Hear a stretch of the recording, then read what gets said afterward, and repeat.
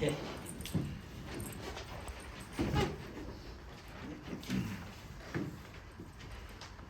general thoughts on tonight's one?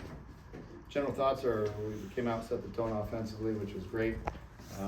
Continued to add on and scored enough runs to get it done early. So it was a good win all the way around. We found out some things that we needed to, and guys needed to throw the ball well did, and we were able to, again, offensively had a pretty good approach tonight. So all around pretty pleased. Speaking of, we set the tone offensively. Kyle Walker started off the season slow, now he's riding a 17-game hitting streak. What did you see click from him? Well, I mean, you guys didn't believe me early on when he's hitting 083, and I said he's having great at bats. He's just not finding holes. But you know, he's continuing to put together solid at bats, and you know, that's all we asked for. Is he's the table setter, tone setter for this lineup.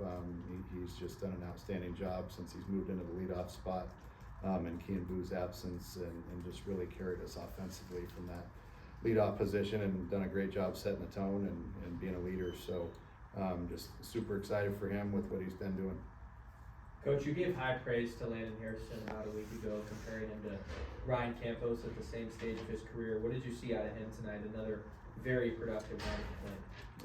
Just again, very similar to Ryan Campos. Just every once in a while he'll take an odd swing, and you think, oh boy, he's this pitcher. He's not seeing him very good, or whatever, and then he just makes an in-at-bat adjustment and comes up with a bullet to center for an RBI. I think that was our 14th run there that put us up 10. You know, we wanted to get that 10th run so we could finish early tonight and preserve our arms if we could. And you know, it was agreed upon before the game, which usually I don't do, but tonight we decided to. They have another game tomorrow, so I felt it was the right thing to do for us both. But anyway, yeah, he you know, that pitch before, a couple pitches before, kind of looked silly, and then he makes an adjustment. It takes a special player to be able to do that. Did you notice that poise that he has in the box when you first brought him to ASU? Has he always possessed that sort of veteran presence in the box, even as such a young player? Yeah, that's why we recruited him. You know, just he's always high school coaches, you know, people that know him, that are around him.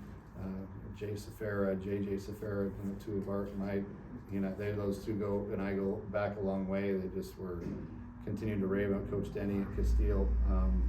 You know, those guys are just continue to just say, man, this kid, you're getting a hitter. This kid can flat out hit, and you know, when that many people around town are saying that this kid's that good, you trust it and you go with it. And obviously you see it with your own eyes too. But they're just like, yeah, he's a professional hitter. So he's come in here and done a great job. And Bill returns to the lineup tonight. You got him in the 8-hole. Is that somebody you kind of see in the future? And how nice is it to have that full lineup back 1 through 9? No, I don't see Kean Boo in the 8-hole very often. I put the lineup up and left the DH hole open today during batting practice to wait and see how he was doing. He's still obviously not running at 100% on that ankle, but I did want to get him at bats today if he felt good enough, and he did. So, you know, I didn't want to put him up there at the top of the lineup and clog up the bases, I guess, for lack of a better term, but also, you know, the lineup's pretty dang deep right now, top to bottom, so put him anywhere in there. And the main thing was I wanted to get him at bats tonight and have him see live pitching and game situation. In the event that he's ready to go this weekend, it wouldn't be the first time jumping back into live at bats against Arizona. So everything worked out good. Tom took a huge bomb in the top of the first. How important was it for him to set the tone early in a midweek game with a big matchup on the horizon over the weekend? No, I think this is one of those games that I challenged our guys before the game and said we're not playing U of A yet. You know, we're playing Cal State Fullerton, and I kind of gave them a little bit of history lesson about, you know, the old rivalries with ASU and Fullerton. I'm like, man, they were just as heated as Arizona State rivalries back in the day when they used to throw us in with you know, the regionals against each other every year on the West Coast, and those were dogfights back in the day. And I said, so these two programs historically don't get along really well, but there's a lot of mutual respect for each other. and don't take this lightly, you know, that this is not one of those games we've done that the past 2 weeks, you know, in our midweek. So let's put an end to that and go out and take care of business, and how they responded was outstanding. There was a moment tonight with that bullpen where you were looking for a guy to get you some crucial outs, and Cole Carlone really stepped up out of the bullpen. His fastball was up in the high 90s. What did you see out of him? Well, I mean, he's been that way pretty much all year. So I mean, it was, you know, we had a nice lead there. I wanted to give Ballardus a shot there to see what he can do. He's been throwing really well in live ABs and in his bullpens, and you know, didn't work out the way that we wanted it to, and or he wanted it to. But you know, then we went to Max, you know, and tried to get through the inning with him. He was able to get a big double play ball there that was executed. Tough double play ball, 3-6-1. That's tough to do. But he was able to induce that double play ball and get out of there relatively unscathed. But you know, it's one of those times where, you know, it was 12-2. You're kind of going for, 12-4. If we could get out of there early tonight, like we, you know, indications where we were kind of going that direction, and we had that lead. You know, I just wanted to stop it. I wanted to stop any momentum coming from the other side, and it was one of our best guys out of the pen, and if not our best guy out of the pen. And I'm like, just go do what you do and give our offense a chance to score a couple runs and put this thing to bed. So he did exactly what I asked him to do. For the pitching staff as a whole, how do you think it's progressed this season, and what are some areas you want to see them continue to improve on? You know, overall consistency, I think, is an area we can improve.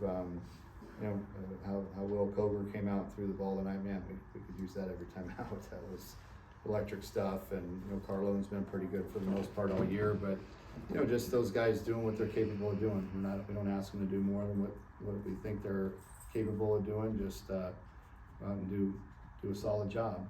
Throw strikes, you know, not walk guys, that type of thing. And for the most part this year, we've done that. We've had a couple of speed bumps in the road, but for the most part, they've done a really good job attacking the zone, working ahead, that type of stuff. So that's what I would like to continue to see more of. And then, you know, again, working on that back end of the bullpen, being able to just shut it down after we get a lead late is going to be big.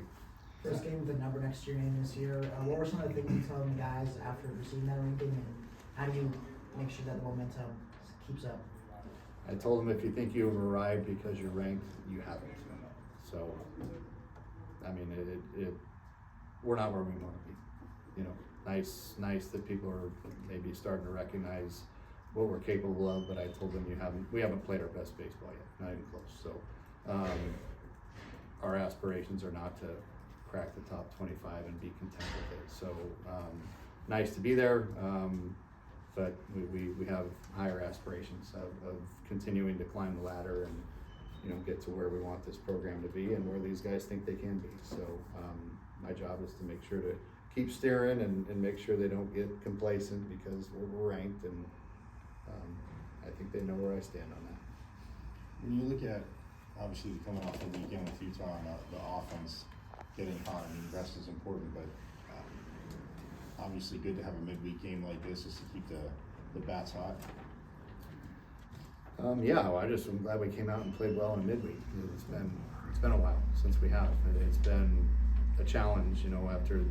That's the challenge of college baseball and 18 to 22-year-old kids is you play an intense weekend games, and then you have to turn around and play a midweek where it's, you know, maybe not a big crowd, or maybe it is a big crowd. I don't know. We had a great crowd here a couple weeks ago against USC, and we laid an egg, you know, that game, and that wasn't good. And last week at UNLV, you're playing in a AAA stadium. It's a beautiful stadium, and we didn't show up there either.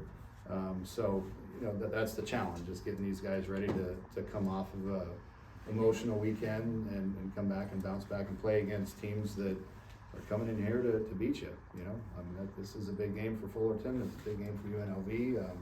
You know, SC, those are big games. So they're coming in here to beat us. We got to match the intensity, and if we do, usually we're in pretty good shape. But that's been the challenge.